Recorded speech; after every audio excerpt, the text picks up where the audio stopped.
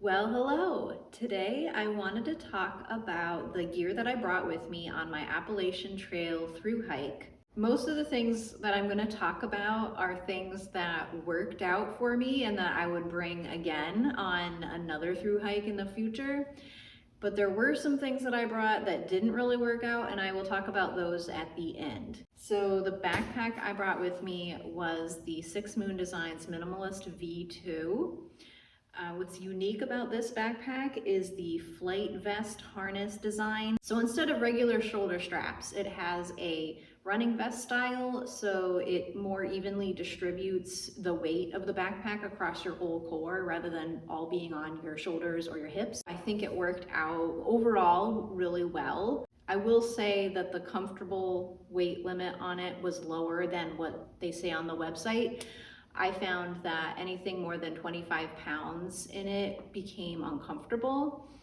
And right around that 20 to 25 pound range it felt good. One thing I loved about the backpack was all the pockets on the flight vest. So there was a space for my phone, there was a space for my Zolio, there was a space for my water bottle. So everything that I needed to have on hand was on hand. Next, I wanted to talk about my shelter. So I brought a hammock.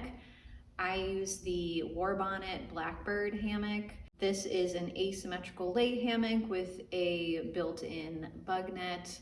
It's very lightweight. It weighs 18 ounces total between the body and the straps. There are tents that are lighter than that, like if you got a trekking pole tent. But for me, I wanted to use a hammock because that's just what was comfortable for me. And I would have to say it worked out almost perfectly using the hammock on the entire Appalachian Trail.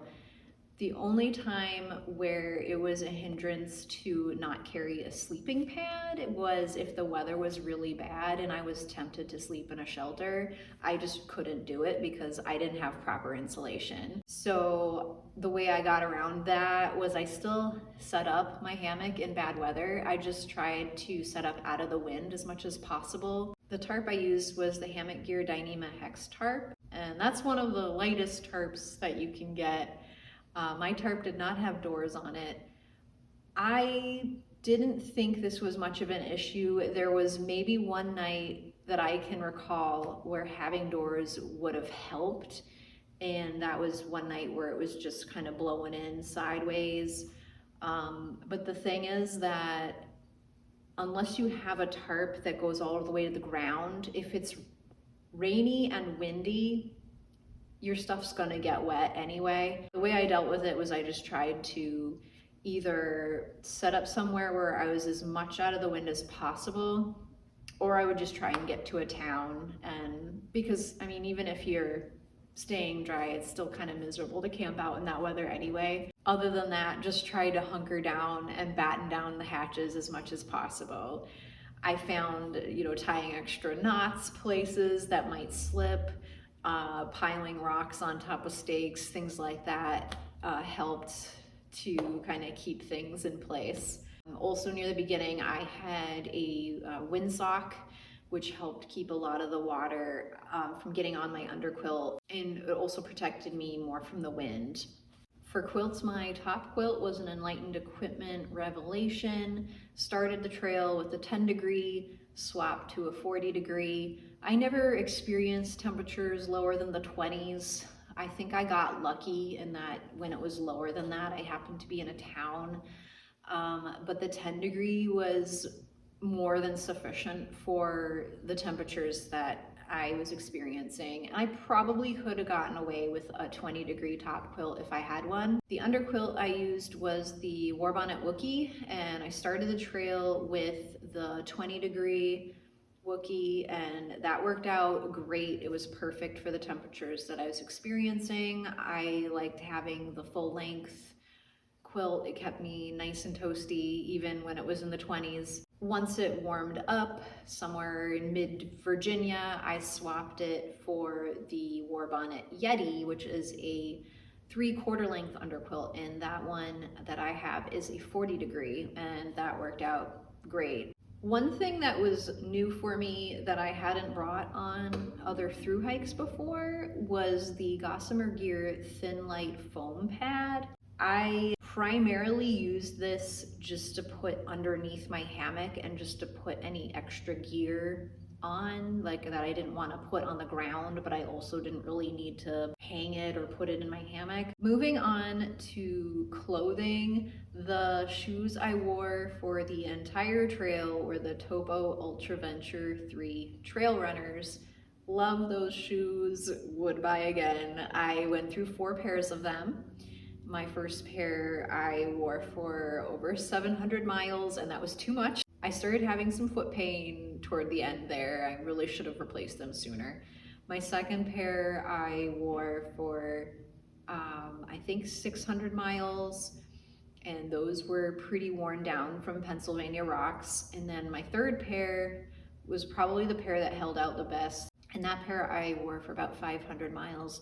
But I actually swapped it once I got into New Hampshire because I knew I need a fresh pair of shoes for what I'm about to experience. My fourth and final pair were already by 200 miles in, looking the worst for wear. I did summit Katahdin with them, but I mean, they were holding on by a thread. Camp shoes wise, I probably worried about this item for way more than I should have. And if you saw my first gear video, I was like, I don't know what camp shoes to bring. Help me pick. And I had these Zero, they were kind of a water shoe. And then the other pair I had were flip-flops.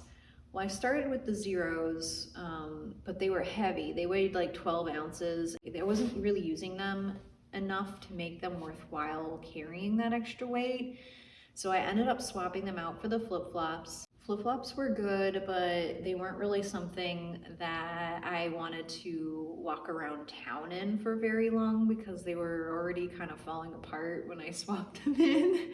I did end up throwing them away when I got to Shaw's, and I bought the Zero Z Trail sandals, which were 8 ounces, but they were totally worth carrying for the water crossings in Maine. I liked that they had the tread on them, so I could grip even if it was slippery or rocky in the riverbed. They were just way better sandals, and I really should have started with something like that. For socks, I had your standard Injinji toe socks with the Darn Toughs over them, and that is really key in preventing blisters. I never once had a blister. I only carried one set for hiking in, so one set of Injinjis, one set of Darn Toughs, and then I had an extra pair of Darn Toughs for camp.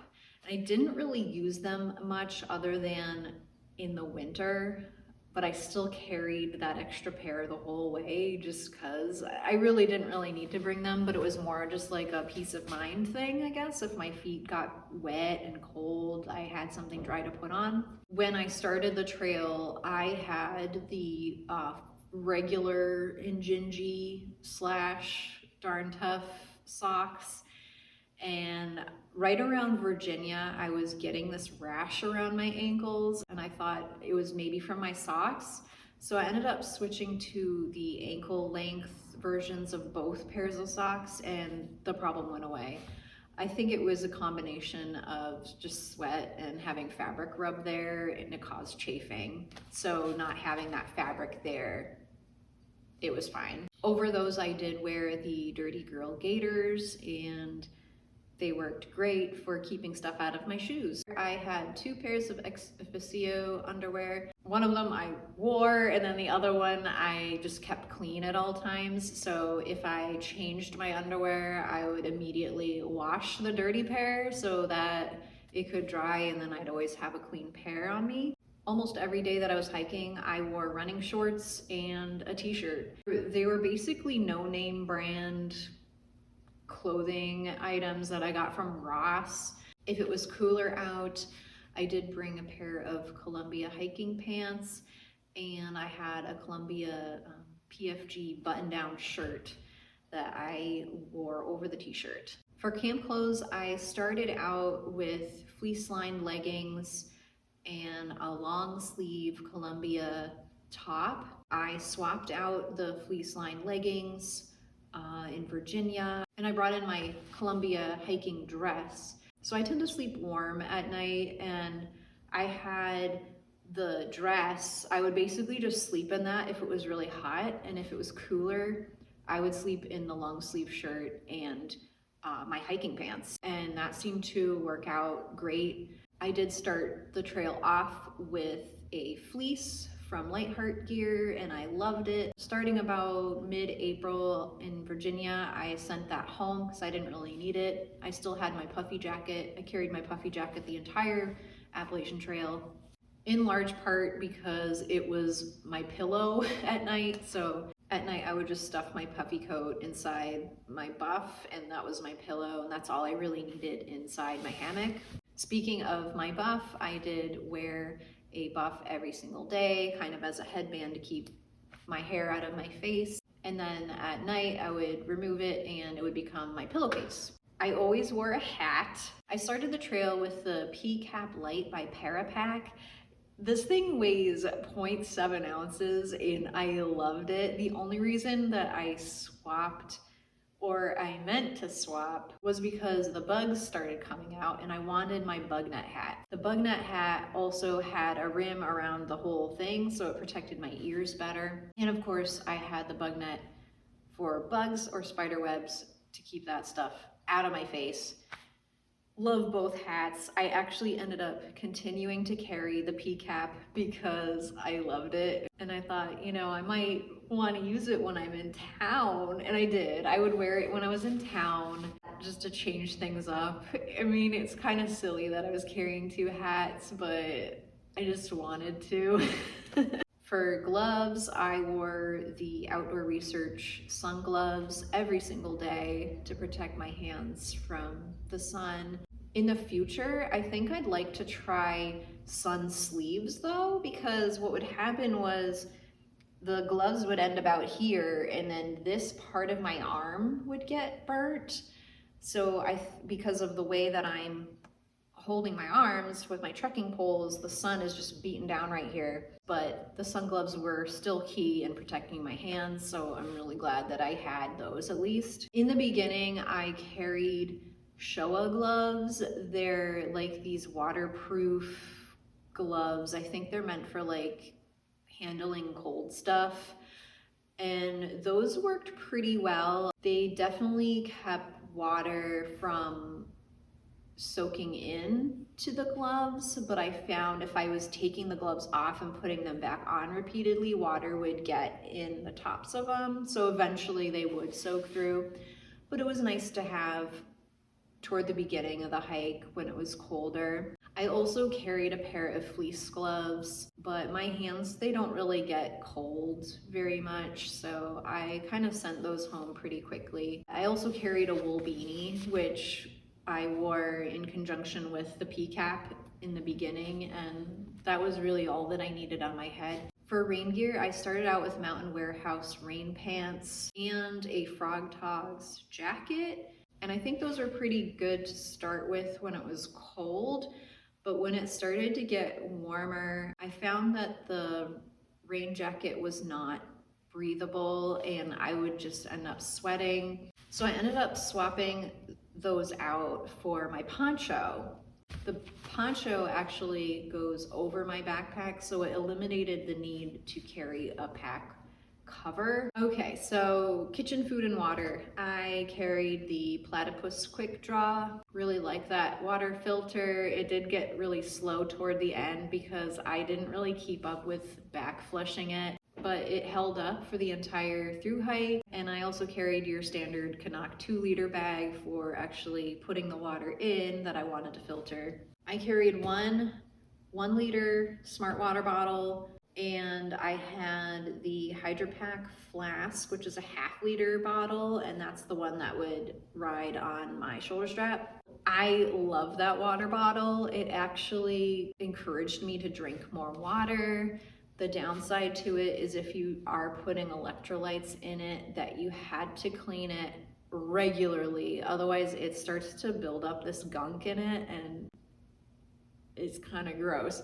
I just kept having Brian send me Q-tips so I could just clean in like the straw and all the little parts and everything so I could get out all that gunk, and it was fine. It just took extra work every time that I was in town to do that. For my mess kit, I guess you could call it, I had a Fossil's snap fold cup, which I would use for my oatmeal in the morning, but also it kind of unfolds and it's a plate during the day if I wanted something to put like my tortilla on while I was making a tortilla thing. I also carried a titanium spork from Light My Fire. So for my stove, I use an alcohol stove that I made out of a cat food can. Worked out great. I will say that the fuel that I use for it could be a little hard to come by and required a little bit more planning to make sure that I had that. I use the heat that comes in the yellow bottle. It's a gas line antifreeze. So where I found it most often was at Walmart or at any auto parts store. If I was coming to a town or area where I didn't think that I would be able to find the heat, I would just order it off of Amazon and get it shipped there. For my bear kit, so I carried a dry bag, which I during the day would have all of my sleep clothes and electronics in it, things that I didn't want to get wet.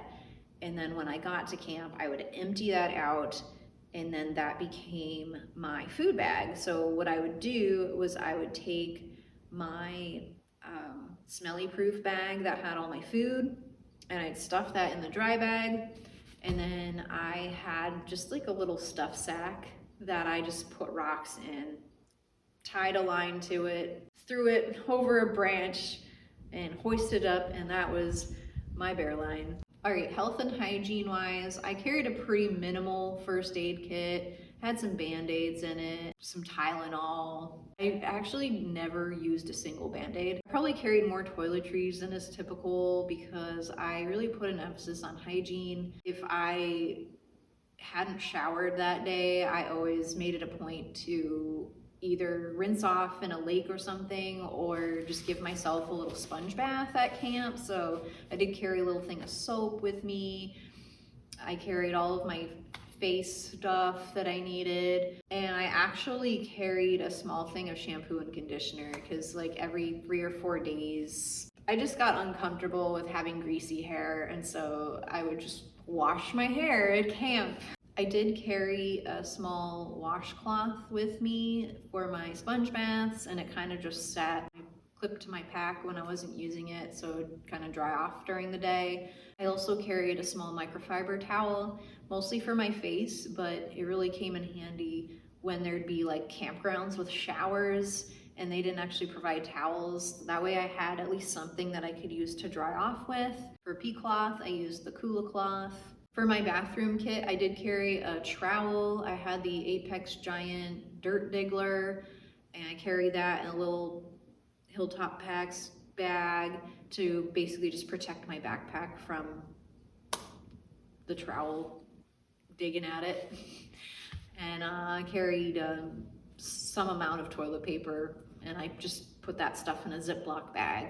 I always carried a thing of hand sanitizer, and I just clip it onto my vest, and it just kind of rode around in a little pocket there. All right, miscellaneous items. I carried the Lecky Women's Macro Vario Cuban Fiber Trekking Poles. Really long name, I don't know. I really like these poles because they collapse down really small, so if I need to put them away, they stow really nicely in my side pockets on my backpack. On one of the poles, I had the GoPro pole attachment, so I just attached my camera to that so I could use my trekking pole as a selfie stick or monopod. For things that I really wanted to have on hand, I wore a Gossamer Gear fanny pack. I would keep things like pepper spray, my battery bank, charging cable for my phone, snacks for the day, electrolyte mixes, lip balm, a handkerchief, just anything like small that I just wanted to have at my fingertips. I also wore the Cricut minimalist neck knife. I did carry a sit pad, which you might find is a little redundant because I also had the Gossamer Gear Thin Light foam pad, but I actually ended up using both of those things for different purposes. The Dutchware folding sit pad I used for quick breaks, so I just pull it, I would keep it right here in this front pocket and just pull it out, unfold it, set it down, sit on it. Easily accessed, quick, take it out, shove it back in. On cooler nights, if I needed more insulation under my feet, I would put it inside the foot box of my quilt, and I put my feet over that and kept me nice and warm, especially since toward the end I had the 3/4 length under quilt, so I didn't actually have insulation under my feet. So having that pad was really nice. The longer Gossamer Gear Thin Light pad, in addition to being sort of a ground cloth, there were a couple nights where it did get cooler out, and I basically clipped it onto my underquilt so that it provided like an extra layer of insulation underneath me. On one of my zipper pockets on my hip belt, I had a Thermodrop thermometer. I just liked to see what the temperature was. It was kind of just more just like a curiosity thing for me. I like to see like, how cold did it get at night? What temperature is it now? Why am I uncomfortable? And so it was just something interesting, and that way I could share like what the actual temperature is like on the video. Somewhere around Damascus, I think, I had my exercise band sent to me because I was falling down a lot, and it was because of my ankles. My ankles tend to give out really easily. I attributed my falling down to the fact that I'd stopped my ankle exercises after I hit the trail, and I started doing the ankle exercises at night, and so I carried that band. All right, electronics. So my phone, I have an iPhone 12 mini. I carried actually 2 cords for it. I carried a short one that I could use with my battery bank, and then I carried a longer one. And it was more kind of peace of mind, like if one of the cords went bad, like that can happen a lot with the lightning cords, then I at least had a backup. So it was kind of peace of mind, and it didn't really add a whole lot of extra weight to have the second cord, so that was just my personal choice. Wore my Apple Watch for the entire journey, just something I like to have. I like to see what time it is and everything without having to get my phone out, or I could feel when I would get a message. I'm using it right now kind of as a trigger button so I could hit record. You can also use it to take a photo of yourself. So just kind of a nice thing to have. And then I carried a little charger for that as well. I did carry a Zoleo satellite communicator, and I was really glad that I did that because a lot of times when other people had service, I didn't have service, and it was really peace of mind for me to be able to contact Brian and just share where my coordinates were and everything. Also, if I needed to contact a shuttle driver or a hostel with my ETA, I could do that even if I didn't have service. I also frequently used it to check the weather, like if I didn't have service, and a lot of people really appreciated having somebody that could tell them what the weather was going to be, because most people don't actually carry a satellite communicator. My headlamp was the Nightcore NU20. It's a very basic headlamp, rechargeable, but it doesn't have the red light. For my charger, I had an Anker 20,000 milliamp. I could usually get 4 days out of this if I was using my devices a lot, and I could even stretch it beyond that if I was using my devices sparingly. I carried an Anker wall plug that had 2 USB ports in it.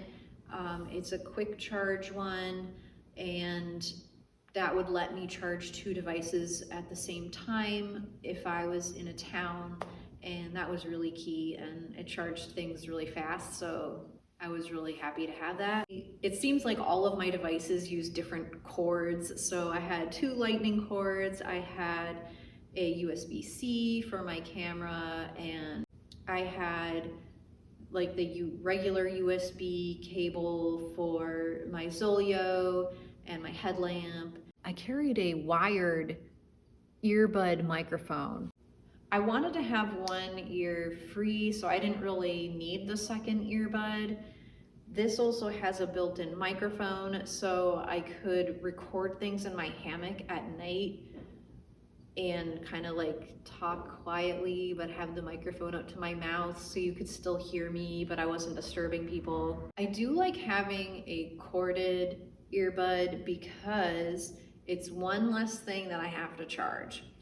But if you have an iPhone, you know that they don't really have the microphone ports anymore, so I had to buy a lightning to auxiliary adapter thing, which is like just this tiny little cable, and was totally worth it. It weighs almost nothing. Camera equipment. I started the trail with a GoPro. The screen on the GoPro died, and I was never really happy with the GoPro anyway. It had a lot of bugs. So I got the DJI Osmo Action 4 camera. It's another action type camera, very similar to the GoPro. In fact, all of the same little attachment doodads work just fine for it. So I didn't have to really replace any of my other accessories, which was awesome. Functionality wise, it works much the same as the GoPro. I would say that I did have some issues with my videos being dark right after I switched. I think there was something to do with the codecs between the camera and whatever YouTube was using didn't quite mesh, and so I ended up having to increase the exposure on the video before I uploaded it to YouTube, and that seemed to fix the problem. For editing, I carried these doodads that you're probably not used to seeing. So this is a USB camera adapter. So it has the lightning on one side, and then on the other side it has a USB, and then another lightning place you can plug in. You can put your storage device in the USB port, and so I used a micro SD card reader, so I could put my micro SD card from my camera right in here, and I could get the files off of it onto my phone this way. I had to power it with a lightning cable and my battery bank, but this let me copy files onto the SD card and on my phone. I really liked the flexibility that this gave me because it meant that I didn't need an internet connection to try and store files on a cloud or anything like that. So that about covers the gear that I brought, which actually worked out.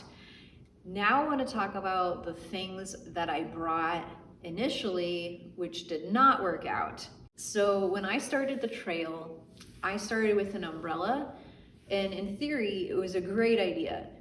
You could strap it to your bag, and it would be a hands-free shelter that would protect you all the time while it was raining. This worked great on a trail like the West Highland Way, where there were no trees and it was just exposed. On the Appalachian Trail, a lot of times you are on a trail that's pretty narrow, and for some people this isn't a big deal at all, but the umbrella would constantly get caught on the trees and branches, and it just kept spinning around and around and around. It just like drove me crazy, and I hated it. The other problem with my umbrella was that originally I thought, oh, it'll help protect my pack from getting wet.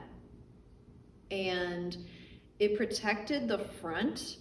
So if I had like my phone here, it kept that dry. But what would happen was the back of my pack, all of the water that was funneling off of the umbrella was dripping directly onto the back of my backpack. One especially wet day, I hiked down to Unicoi Gap, got picked up by Around the Bend Hostel, got to the hostel and realized there is a giant puddle on the bottom of my backpack and everything is soaked. And that's how I knew, okay, A, my bag is not waterproof. B, that is an unusual amount of water to get in. Something else is going on here. And D, my pack liner has a hole in it. I had the Gossamer Gear pack liner. When I realized that had failed, I replaced that with just a regular trash compactor bag, and I never had that problem again. I also got rid of the umbrella, replaced it with the Lightheart Gear hoodie pack cover, and then I seam sealed the backpack, and then I never had water leaking in there ever again. So problem solved. Between all of those redundancies, I was good. I already mentioned about my camp shoes. I did send home my initial pair of camp shoes that I brought. I do love those shoes. They were just too heavy and they weren't really necessary for me. I sent home the Lightheart Gear rain skirt. I really wanted to like it, but it just wasn't breathable. You Velcro the skirt around your waist, and what was happening was that this area wasn't getting air. I would end up getting wet with sweat around my waist area anyway, and so it kind of negated the point. The last thing that I sent home, which I didn't really need, was my fleece buff. I think it's a great thing to carry like deep winter if you're hiking and it's like 0 degrees. It's really great to have that around your neck. But I found with the temperatures I was experiencing in the south, it wasn't really necessary for me, especially since I kind of run warm anyway. So I might have used it once or twice, and then after that I was kind of like, this isn't worth carrying. I just sent that home. Surprisingly, there weren't that many things that I carried that just didn't work out. I did a good job, I think, initially of planning out everything, and I mean, this wasn't my first rodeo either, so I kind of already knew what I would need and what I wouldn't need. I will say though, I ended up carrying things toward the end that I didn't really need, but like I found, especially when you're hiking for like a really long time, you tend to accumulate little doodads and things that you attach meaning to. And I thought it would be fun as like one final thing to just share with you the little things I started carrying, which had no purpose other than I'm just carrying this for some reason. It kind of reminds me, I don't know if you've ever read Outlander, the Outlander books, but like the things that Jamie keeps in his sporran, and they're just seemingly useless items, but for him, I don't know, he's just carrying that because, and that's like what it was for me. I'm just like, well, I might need this, and it doesn't really weigh much, so I guess I'll keep carrying it. So let's see what those things were. Like anyone else, I carry all my miscellaneous doodads in my hip belt pocket. Oh. Okay, here's the first item. So this is a D6. It is a wooden D6. And you must be like, oh, why are you carrying this? This is something I bought in Asheville, North Carolina for my friend 2020. And I actually bought 3 of them. I bought one for me, I bought one for Lone Star, and I bought one for 2020. And this was sort of like a symbol of our tramley. So I actually gave Lone Star his. To my knowledge, I think he carried it to Katahdin, but it ended up in pieces. And I carried 2020's D6 all the way to Katahdin. It rode right in my hip belt pocket up until I got to Katahdin Stream, and then I carried it in my fanny pack when I day hiked up Katahdin. So 2020 was there with me in spirit. So one day I'll see 2020 again and I will give him this D6. Okay, so this is something I carried which actually did have a purpose. This is just like pieces of mosquito coil, and I actually did use these. So at camp, sometimes it would be buggy, mostly in Massachusetts and a little bit in Vermont, a little bit in Maine. I would just light a piece of this and it would help keep the mosquitoes away. And it didn't really add that much weight. It was just kind of a thing I had just in case. Okay, someone knows the name of this wood. And it's that wood that's in the center of like a pine tree that has all the pitch. So if you have a bunch of wet wood, this is supposed to light right up and you can build a fire that way. I never used this. I met a man named Aquaman and he told me about this wood and he found this for me and he was like, yeah, you know, like play around with it, like light it up, whatever. I never even like experimented with it. I just carried it. I just carried this wood. I don't even know why. I just, hey, this might be useful. I don't know, and it doesn't weigh much, so I carried it. This is a piece of sponge. Way back in Franklin, North Carolina, my friend Maddie, she's now Gazelle, she bought a sponge because she wanted just a little piece to clean out her pot, so she cut just this one little piece off. And then me and Bluebird were like, oh, we should take the other two pieces and now we'll each have one, and it's kind of like a symbol of our friendship. I carried this and I think I maybe used it twice as a sponge, and the rest of the time it was just there as a memory of Maddie and Bluebird. This is something I added to my kit much later on. I think in New Hampshire, someone had bought like a bag of Tide Pods and just like left it out at one of the hotels I stayed at. And I grabbed a couple of them just to have, because a lot of times you'd go somewhere where they had laundry, but they didn't have any detergent, or they had detergent, but it was money. So I just grabbed a couple of these because they didn't weigh much. And I think actually I'd probably do this again. I just carry like 1 or 2 pods and just, if I use them, replace them. I don't know. It did work out. I did use one at one point when I didn't have detergent, and it was great. Last thing, possibly best for last, this is my very own miniature Bricky. If you don't know what Bricky is, I recommend watching the video from Beer in Beautiful Places where she actually talks about the whole story. But basically what happened was my friend Rifle made an emergency hiker brick, intended it to be a joke, left it in a hiker box. Someone took the idea and ran with it, almost literally, and was like, hey, let's take this brick to Katahdin. So it kind of changed hands. The brick summited Katahdin and now it's headed back to Georgia. What started out as a joke turned into this craze. That's how Bricky kind of became like our mascot for the class of 2024. So Spineless Cougar, who is a trail angel in Vermont, came up with the idea of giving out these little yellow Legos so that everybody could kind of carry their own little yellow brick.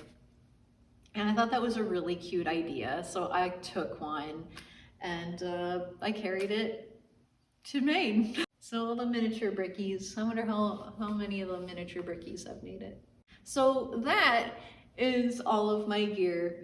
You'll notice I didn't talk about food in this video, and that's because it's a whole other animal. I don't really know how much you really want to hear about food. Someone did ask me what were your favorite foods. I might do a video about that. I have another adventure that's coming out next week. I did go backpacking for the first time since the AT and I filmed it, so look out for that. I've also got some more post-AT videos planned. Could still use some more ideas for videos if you can leave them in the comments. Really excited that it's fall and the weather is perfect for hiking, and I'm so excited for the fall colors, and the cooler temperatures have been awesome. Thank you so much for watching and happy trails.